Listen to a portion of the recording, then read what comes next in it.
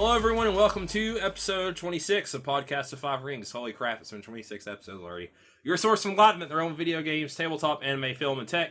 Each episode of Podcast of Five Rings releases Monday mornings on iTunes, Soundcloud, now topic by topic, day by day on YouTube, with the full video releasing on Friday. Catch updates about the podcast or for other news, give us a follow on your social media platform of choice listed in the description below. I'm your host, Jim, and overseer Podcast of Five Rings, Obsidian, joined by the wall that will not fall, Tetsuo. Hello. Hello. Dark Fortune Duelist, Meta. Sup? Cranes. You stopped yourself right in the middle of your sentence just to say it's 26 episodes. It was like you just hit this sudden moment of realization. Yeah, I did. Exactly. That's like over half a year. No. Yeah, that's I mean, normally people when they do this kind of stuff, they point out like the 50th episode and the 100th and stuff, but I was just like, oh, we're halfway to 50 already. Holy moly! We started this little venture six months ago, and of course, like I was saying, you did not strike first tonight, sir. Don't let him lie to you, people. He showed up late. The crane was late. Fashionably late. He lost that duel. Fashionably late. Oh, okay. I'll give you that. The hero always arrives just in the nick of time. Oh my god. All the best swordsmen let the opponent strike first. That's not true. That's the honorable way to do it's it. not. And that is the resident wild card bow. Yo. Mo. So what's everyone been up to lately? I mean, I already mentioned it, but I've been just reading Starfinder like all week. Yeah. I want to play it so bad. So do I. Yeah, we're starting a campaign on Monday, so I made my character today. The jelly cannot be more jelly than I am right now. Yep, it's Macross time. Oh, I want to play that game so badly. I love the stuff you can do with it. I honestly, earnestly do love the fact that you can craft just better weapons. It actually makes cool. crafting feel good. Like, I could buy it, but I could craft it. And it gets bonuses if I craft it. It's super cool. Oh. What about you, Tess? What have you been doing? Keeping that cat in line? Trying to. Meow! You should name the cat Catty Wampus now. You should. If you ever get another cat, name it Wampus. Oh, your wife will never let you do that. That's the mascot for Discord. It is. Daddy Wampus? No, just Wampus. I did not know that. Yeah, it'll like sometimes be like Oh yeah, I've seen that. Yeah. Boot Wampus up or is something hungry goes or wrong. something. Yeah, it'll talk about Wampus. Well, that's very apt now. What are you doing, Mal? What's going on in the world of Mal? Just lots of video games still. What video games are you playing? I'm playing. Something you're going to talk about later, I'm sure. Yeah. And lots of Fire Emblem Heroes, actually. I got back on that, playing a lot more. Yeah. Oh, yeah. I blame It's Lily. pretty fun. No, I mean, I basically log in to get the orbs, but now I'm actually team building and stuff. Oh, okay, gotcha. He's been sucked back in. I'm about 95% sure I'm going to go try and get an SNES Classic at midnight tonight. Shocker. God help me. Well, you know, you got to talk about it next week on the podcast. All 20-something games. I have to play them all by then. No, I'm not going to. See, you could just get a Raspberry Pi and play, all of them. Yep. I mean, I could just download them on my computer and play them too, but whatever. Right, but I mean, you can make your own SNES Classic. Oh, yeah, I could. Yep. To the power of Raspberry. You could probably buy an old SNES and hollow it out and replace it with a Raspberry Pi. I'm pretty sure I've seen that before. Yeah. Or at least I know I've seen it with the original NES anyway. Well, I'm too lazy to do that, so I'm just going to shell out $80 instead. Right. Well, if at least you don't get it this time, I think they said they're going to make more, right? Yeah, they're making more NES classics too. I didn't care as much about that one, but this has so many games from my childhood. So. Which one? Which is the top few on this one? On this one, Secret Mana's on there, Earthbound, Final Fantasy VI, and of course you got games like Kirby, Super Mario World, Super Metroid, Super Ghouls and Ghosts, Castlevania 4, which I haven't played in years. I really want to play that again. Nice. So Well, good luck. Yeah, and then some I don't care as much about, like F-Zero and Mario Kart original. And They always got to do that. Then they put like balloon fight on the first one. It's like, who cares? Yeah. Nintendo loves their balloon fight, and no one else does. They'll have Balloon Fight Switch here before long. Right. Don't joke. They never really did Balloon Fight again after the NES, did they? No. I don't know. The cards? Did they? Yeah, it was on definitely on the 64 and on the whatever one came out on the Wii. Oh, weird. That my Wait, wife has. like actual new like variations of the game, or they just Balloon Fight. released it in the Nintendo variation of it for like new systems. No, it was part of the Mario Kart. Unless I misunderstood what you guys were saying. Balloon fight is a Nintendo game specifically. Right. Oh, I thought you You're were thinking of the battle Mario Kart. mode. Yeah, I was no, thinking no, the no. Mario Kart Yeah. balloon fight. That's on the where I was new Mario Kart 8 Yeah. Deluxe. It was on the arcade, and then the NES, and then the NEC, and then the Sharp, and then the Sharp, Yeah. something else, and then the Game Boy Advance. Well, one day we'll do a balloon fight topic, but today is not that day. I will just take that day off. Yeah, probably same here. Me too. I could not. No one care shows less. up. It's just a picture of balloon fight on YouTube for 15 For like- minutes with for no like one saying an- anything. For an hour, just balloon fight pictures. Oh my god, I just had an idea. We'll talk about it later. But anyways, all right, Tetsuo, get into your topic. Well, I mean, I know we were talking about games in general, but you guys saw that L5R has officially said that they're doing a new RPG, right? Yeah. Yes. Yep. You guys sound so lackluster about it. We kind of all know we're going No, into I a mean- fire with this one. Yeah. I'm fine with it. I have no particular attachment. To the I'm old- excited to the old read. system still exists, so I could go play for I'm it. excited to read, not necessarily to maybe play, but go on.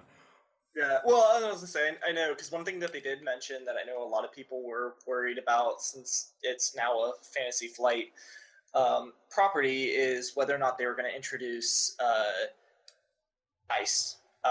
And the article didn't give us much information on the RPG. They just- mentioned custom dice mechanics, which Yes. could mean.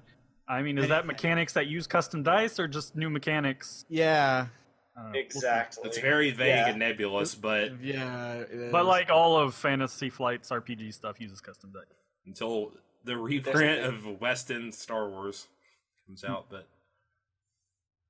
So there's a good chance that it'll be one. I mean, I don't mind the narrative dice that they use in their other RPGs, but I know that it's a bit of a polarizing topic in the definitely gaming contentious. community. Yes. Very contentious. I was curious your thoughts on it. Well, you've I think we were talking about this. You're the only one who's played with specialty dice, right? Yeah. So I think I mean, so. some people might not know what they are. So explain to our audience what specialty dice are, in case people just don't know. And in general, the term would refer to any dice that are specifically made for a system.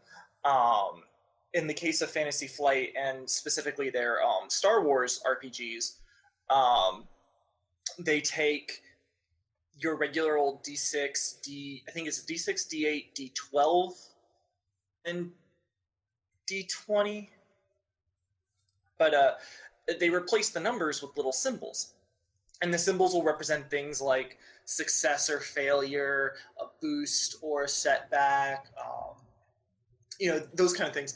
And as you roll the dice, you would cancel out. So, like, say you rolled 4 successes and 3 failures. Well, the 3 failures will cancel out 3 of the successes, leaving you with 1. So you succeed. But maybe you might roll 4 disadvantages and only 1 advantage. So even though you succeeded, you're still getting a disadvantage. So it encourages more of that narrative play in addition to the mechanics. But I know some people don't like that because then they feel like they're locked into how they have to behave, which isn't necessarily true.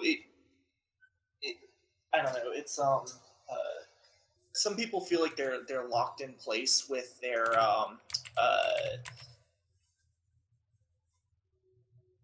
RP that they have to do. They feel like the dice choose their. Isn't necessarily the case. I don't feel like. it's more just kind of gives you an idea of certain. I mean, it's no different than saying you're going to roll and you fail your roll, and then the GM says that this bad thing happens or whatever. If anything, I feel like it gives the player more narrative input into how something negative may happen to you. Yeah, but that's kind of like that's the really rough gist of it. There's that's a very rough overhaul of it. Yeah, and from where I approach it, like the system itself could be, I mean, good as far as we know. I mean, we have to look at it and play test with it and stuff and actually play the game to really determine that. But it's just the DOS themselves for me. Like, I already have DOS. I want to use the DOS I have. I don't want to have to buy new DOS that I can't use for another game. It's... Well, they probably will map to other dice, I would guess, because it's going to be a beta, so you're not going to be able to buy custom dice. Yeah, for sure. When you're testing and that's it. the thing, because again, too, like, the dice are D6s, D8s, D10s, D12s, whatever the different dice are, and they do make, and I think you can get it, just download it from Fantasy Flight itself, where it's like, if all you have is normal dice, well, a roll of a 1 on a d6 is this result, a roll of a 2. Now, yeah, that means you have to reference a chart and everything, but there's a lot of online dice rollers that now have worked that into their mechanics, so that way you can... I'm finding more and more online dice rollers are allowing you to use Fantasy Flight's custom awesome. dice in their systems. So it's not as hard to, I guess, get your hands on the dice, quote unquote. Yeah, and I think that's fine for like an online game or something, but when I'm like actually a tabletop, I don't like using that's virtual DOS personally. I think for me, like, why I've never like utilized them. I'll state that right off. So take this. Yeah, for I haven't either. So, but like having. I mean, we played Fate, which have its own Well, dice. I meant like these die, not Fate Yeah. die. Just in specifically these items. Let's be very clear. These specific dice for Fantasy Flight's storytelling style dice. I generally like numbers. That's just like, let me start right there. I like numbers. I like numbers dictating how something's going to happen. I like that I might have a low number here, but I have a high number here. I like that kind of thing. It's not to say that it's better or worse, but for me, I like figuring out if I got, like if I hit over a threshold and that means success or failure. I don't really want to have... I think these use that, right? It's the number of successes. Yeah, well, but I see where Meta's coming from, is that but those type of... Yeah. But just those look type at of... the raw number in the DC as opposed to... Yeah. having As opposed to go. like, oh, you get a boost, or your opponent gets a boost, or some circumstance comes up that's a benefit to you, or a circumstance comes up that's a benefit to them. I don't really care for that all much, because that means you kind of have to be quick on the fly to think of like exactly in contrast to what that bonus is. Then you have to think of a bonus that is appropriate to what that style of bonus is. And that's where it's just, I don't really want to do that. I kind of want, like, my action is I want to shoot the guy. And I know it's very simple, and I'm certain like somebody's probably out there going like, it's just, you have to do this. It's so easy. But to me, it's just like, I want to shoot the guy. Yes or no. Well, and perfectly into that, one of the cons, and I will say that this is a con even for me, is that you have to take the time to go through and go, okay, these two cancel, these two cancel, these two cancel, these two cancel. And then not only are you looking at your successes and failures, but you're looking at the other 3 kinds of results that you can get. And so you start to lose some table time just because you're shuffling through the dice. Whereas when you roll a d20, there's your result. yeah. And over a course of a night, in one roll, you're losing 10 seconds. But over the course of the night, over every single roll, that means, you're possibly losing... What's the time? Oops. Ooh, sorry. I almost knocked something over. But yeah, so you can lose more time. It's less time playing and more time just trying to calculate dice rolls, and that is a valid con to them. They don't really bother me that much. I mean, I've not played any games, but I wouldn't mind to. I don't really feel like it's necessary to limit a system to one form of dice necessarily. Like, I mean, board games have plenty of specialty dice Yo, It's not like people were like, God, nope. all over the you- place. They're like, nope, you can only use one type of dice. No, innovations or whatever. It just seems would be too restricting. Right. yeah, RPing just feels. I mean, it's a little bit different, I guess, just because for me, it's just you buy your dice, you use them for every single game. You don't have to worry about it. I'm with Right, you. but I mean, Mao. you buy. I'm with you on this one, Mao. Is that like I do agree. It's like it's not to say that these dice are worse or better. It's just my personal preference. But I mean, like I wouldn't mind playing a game with them. It's just that if I had to choose. Yeah. Yeah. That's understandable. I mean, I just it's like you have to buy new books anytime you want to play, Yeah.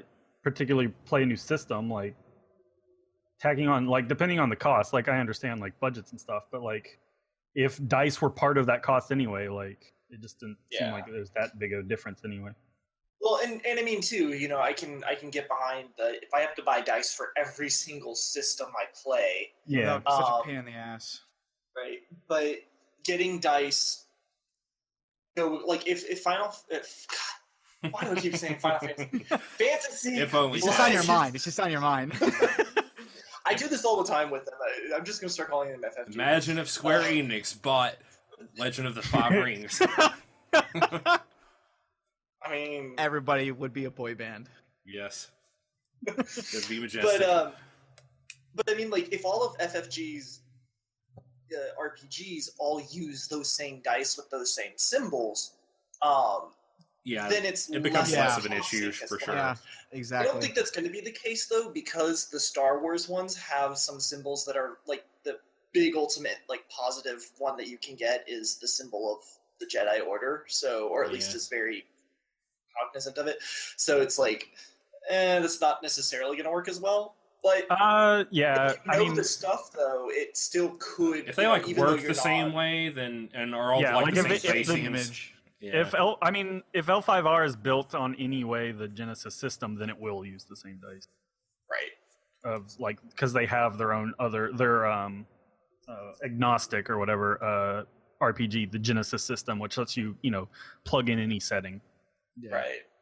And I think that's the other thing about, at least with these dice, because they're not only are they usually called a specialty, but they're usually labeled as narrative dice. Right. I think that they work really well in games where there is a setting-heavy narrative, like Star Wars and like L5R. Just because there's enough stuff there for you to kind of springboard off of. If it was just a general D&D campaign, I don't think they would work as well, just because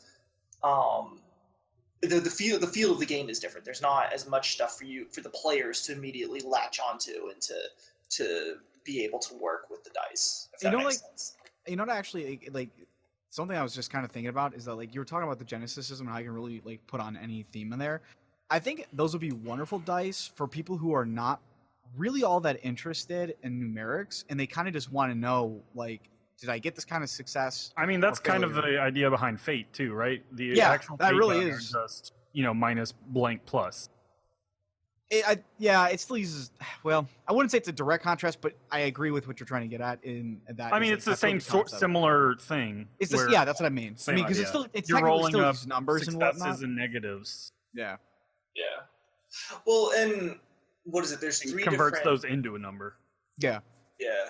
And there's the theory that there's, three different types of gaming mentalities, narrative, simulationist, and I'm totally blanking on what the third one is. But both Fate and these specialty dice, I feel like, very much fall under the narrative, like for narrative players, and Plus- less so for like the other two. I mean, it's if they're gonna make L5R dice, like clan-specific dice. I mean, plenty of people are gonna want to buy those. Oh yeah, definitely. Like, I have a problem with buying dice. I have way too many dice. lots of people do. It's an addiction. Yeah, for me, the real, I guess, prejudice to get over with when it comes to reading the L5R beta stuff next week or this week, whenever you're listening to this.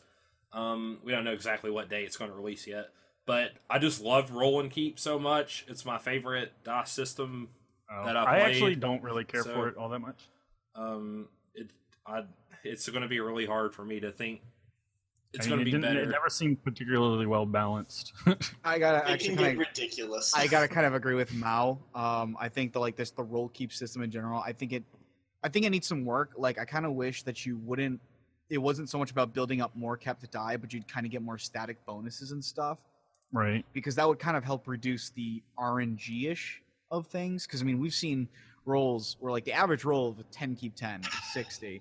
We've seen rolls that will go, like, 30 up to 90 and 100 just because of how insane that they can get at times. I like that. Third edition's probably the edition for you, then, because it's got all the static numbers. Like, when you're... Yeah, and that's great when you roll, like, 150 on damage. Yeah. On that attack roll for it, you rolled a 15, even though it's a 10 keep 10. Yeah. I think it's just all about, well, at least the original design philosophy of old L5R is the RPG wise is that the game is super lethal. I've seen characters be killed on 1k1 die, or 3 characters be killed on a 1 keep 1. And I mean, that's not necessary. You don't need the keep system because first and second edition of D&D was hyper deadly compared to what you are now. I'm just that saying, was a like, D20 system.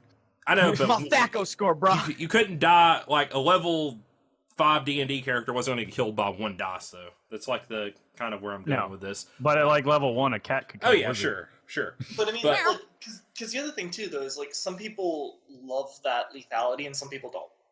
Like, I guess my thing is that it's nice to have as an option. Yeah, and I like the spectrum that roll and keep can give you for different things. Like, I mean, in some systems you can only go so high before it gets ridiculous, and there's only like a certain range of numbers that you can hit, and it can literally go on forever with roll and keep. I've never really cared for that. Yeah, I love start getting to high levels. I mean, really. It's also the system that got me into role playing, so that's another thing. Yeah. Oh, then you're... Yeah. I'm not like super big on D20 personally, but OBS is heavily swayed yeah. by nostalgia. Oh yeah. Well, it's hard to get over your first love, as they say. And L5R is that first love role playing game for me, so it's what got me into L5R.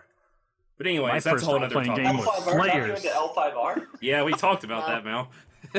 Once upon a time. I hold no real love for that. I mean, any more than any other system, I guess. Yeah, but did it really get you into the hobby, though? Yeah. Slayers did. I mean, yeah, it You were was super built excited to on play- D20. You're super It's excited a to keep D20 playing that Slayers system. game.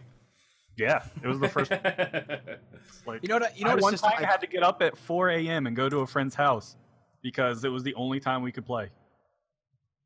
Oh man, it's Oh my dedication. god, Mal. You know what a system I think you'd love, Obs? What's that?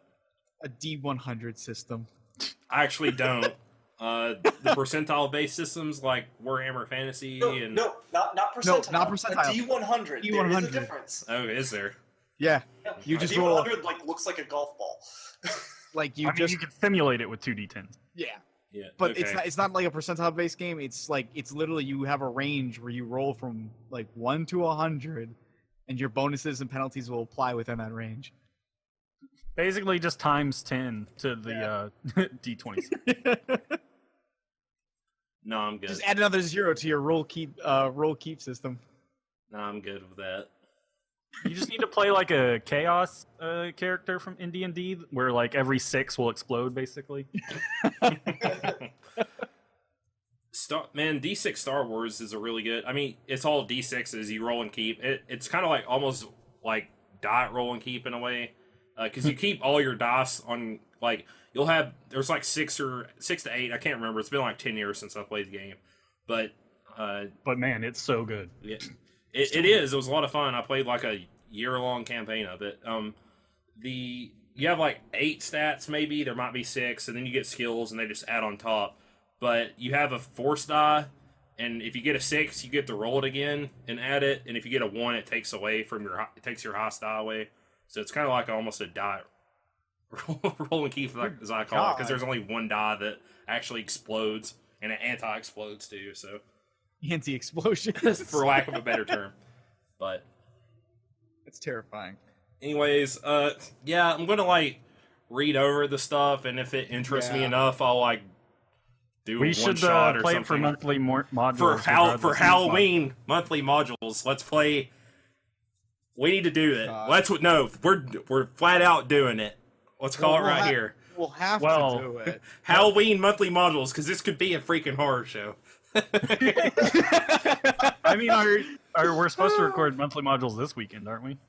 I believe so. Which Yeah. we won't have those rules We could always suspend it. for 2 weeks. Yeah, we'll talk about it. But Yeah. All right. anyways, back on the topic. I guess if you got anything else more you want to say, Tets. Really. I mean, besides the thought that, I mean, technically speaking, isn't roll keep in and of itself a specialty dice system? Because I mean, it's a different other than the basic. Yeah, level. but he can use his D10s. Yeah, No, I know, they don't I have know. symbols. I know, on them.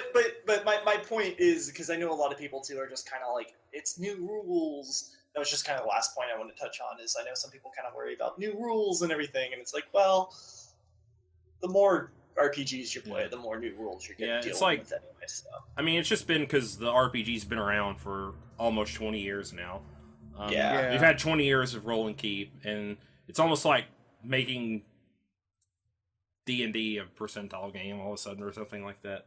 It's just, Yeah. I mean, obviously it's a different company. FFG has their RPG design philosophy. They really like their specialty dice, so they're obviously going to... Yeah, I mean, use hopefully they might target just other parts of the system to bring forward. Yeah. Just like, I mean, they kept the 2 decks for the card game. But, Yeah, you know, yeah, they dropped for other sure. things. I mean, But for all we, wasn't- for all we know, I mean, the game could come out and use the specialty dice, and it actually could be a Yeah, really could- good could iteration be. of it. Yeah. We'll have to read it and try it and see how it goes, maybe. Well, and wasn't it too like I thought I remember like seeing, or maybe somebody told me, or maybe this isn't necessarily fully the truth, but isn't roll keep the of AEG in and of itself? I don't know if FFG like bought the rights to be able to use roll keep. I don't even know if it is officially like. Yeah, I don't know. I think it copyrighted is or because the new edition of 7C is like a hybrid version of roll and keep, so Yeah, it's so that like may be part roll of and their keep with decision as successes. well. It's really weird.